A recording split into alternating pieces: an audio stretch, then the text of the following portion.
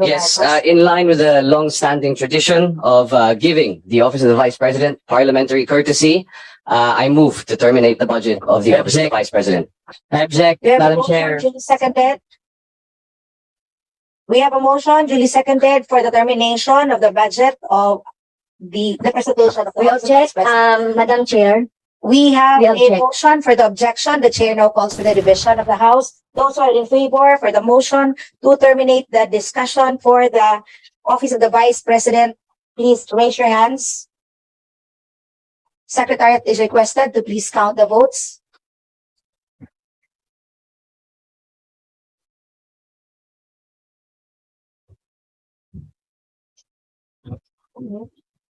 We have 21 members of the Committee on Appropriations manifesting for the approval of the motion. The chair declares for the motion to terminate the presentation of the budget approved. Madam Chair, may we have a manifestation? Let us May I proceed. have a manifestation, This chair Madam Chair? would like to turn over to Senior Vice Chair Stella Kim. Madam Chair, may I manifest, Madam Chair? Madam Chair, we have already suspended the terminated the presentation and the Point of order, Madam Chair. May I explain my vote? Why I would like I do not like that the budget hearing of the Office of the Vice President be terminated. I know we have the rights as a minority bloc, Madam Chair. So may we explain why we vote no? with all due respect, this representation would like to request Honorable Castro to just please submit the manifestation to the I Committee on object, Madam Appropriations. Chair. So, And the can I have the budget floor, presentation Madam has already Chair? been terminated. So we would like to So, Madam request Chair, hindi Her natin Honor ito to submit the inaasahan. presentation. Madam Chair, yung ganitong And once again, proceedings. this budget briefing is At meron suspended. po tayong meron po tayong issue na dapat na pakinggan ng ating taong bayan at masagot ng Office of the Vice President. So, Madam Chair, kaya talagang kailangan maipaliwanag itong 125 million.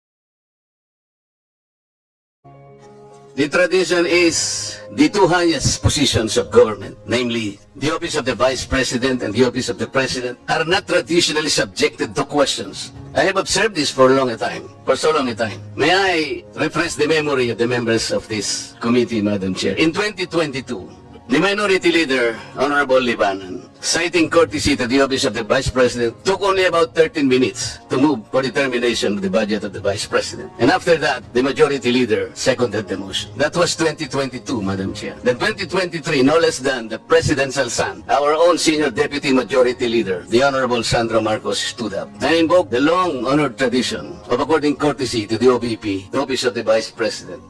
Ang Sagip Party List Representative, si Kadan Marcoleta, who has become the defender of the congressional traditions in our history. The Council of Chiefs, 8th floor, State Center 2, Ortigas Avenue, Mandaluyong City.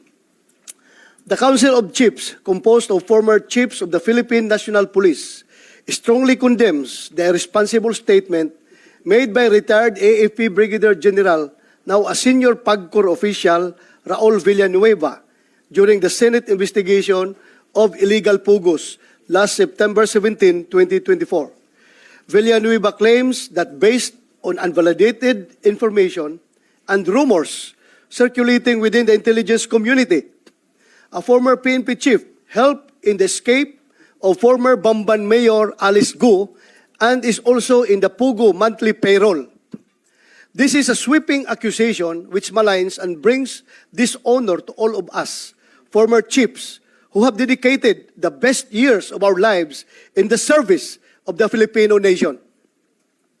Although we are now retired, we continuously uphold our integrity to the highest standards and our solemn pledge to serve and protect our country and people.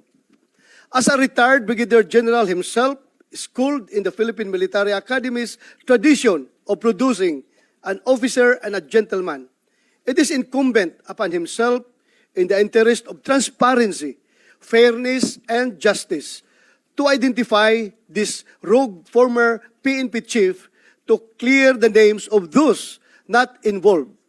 However, if the information turns out false after validating the report, we hereby demand a public apology, no less, from the same officer.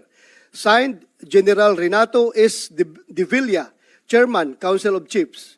Police General Edgar B. Aglipay, President, Council of Chiefs. Madam Chair, I'm going to make my questions during my time, Madam Chair. Thank you, Madam Chair. Thank you, Senator De La Rosa. Maitatanong din naman natin yan during this hearing. Hindi Oh, yeah, you're around. According to PNP CIDG Chief, Police Major General Leo Francisco, kayo raw ay umamin na ang inyong sinabi sa Senate hearing last week ay purely rumors lang. Is it correct? General Villanueva. Good afternoon, Madam Chair.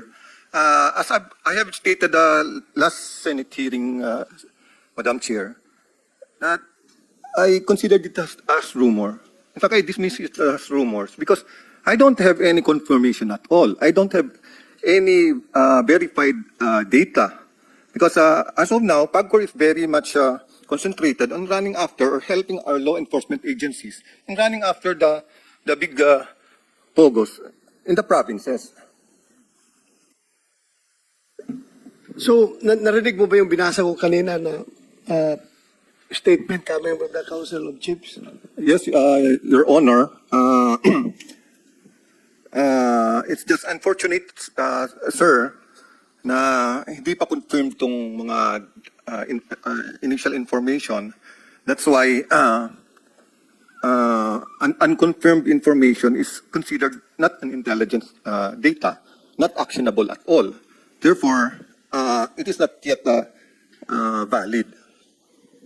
Correct. I agree with you. But then I think you should agree with me also that informations as sensitive as what you have offered to this committee should be taken seriously by the source of the information.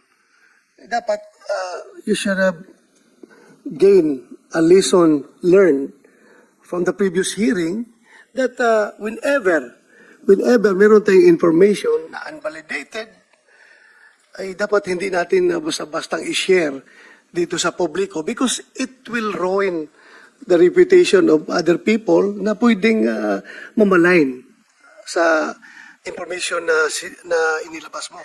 Am I correct? Correct, Your Honor. That's why we defer it to the CIDG. Actually, yesterday I'm talking with the CIDG because these are raw information only. I don't have any confirmation yet. Especially now that I hold in respect yung mga chief PNP natin. Kasi parang AFP din yan, sir. Galing akong AFP. Ang mga chief PNP natin, parang mga chief of staff natin. Kadamihan sa kanila naman kilala ko.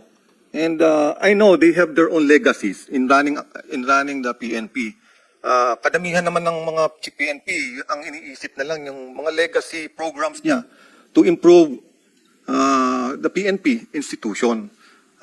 Kaya medyo hindi ko na to pinansin mabuti, Your Honor, kasi wala akong basis na, wala pa akong mga verified information regarding this. Kaya I qualified it earlier in the last Senate hearing na raw information to, walang, I don't want to put malice on our chief PNPs. I'm sorry kung yan ang paka-interpret ng mga chief PNPs natin, but I hold them in respect because each of these chief PNP has their own legacy in the PNP institution. So at least when you say you're sorry, does that mean to this committee that you're already issuing a public apology? Yes, Your Honor, to say it very bluntly, I'm just, I mean, I know, in the last session, I already qualified it as raw information. And therefore, it has no bearing at all yet. Because I don't have any verified information or confirmation from other sources. That's why I have to ask a lot of people, but I came up with nothing. Kaya nga, that's why nag-react yung mga retired na chief PNP because knowing you came from the intelligence service of the armed forces of the Philippines, and you know how we treat classified information, even though this information is not yet classified, as you said, that this is still unverified. Alam naman natin that it has to go through a process. And the end of that process is the evaluation. And you have to evaluate that information, whether the source is reliable and the information itself is credible. Kaya nga meron tayong A1, A2, B3, C, di ba? A to F, that is how we classify, how we evaluate the reliability of the source of the information. And yung number na 1 to 6, that is to evaluate the credibility of the information itself, whether it is true, probably true, or possibly true. So yan, dadaan pa yan sa proseso. Kaya kahit na sabihin mo, ito'y evaluated mo na A1 information, meaning the highest evaluation that we can give to an intelligence information, still, it will not hold water in court because it has no evidentiary value until your informant converts that information into writing and convert it into a sworn statement.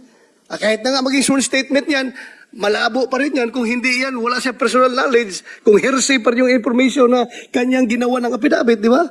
So this is, that incident should serve a lesson to everyone na dapat, let us be careful na magpalabas ng information na gano'n dahil maraming matatamaan na hindi dapat matamaan sa unverified reports.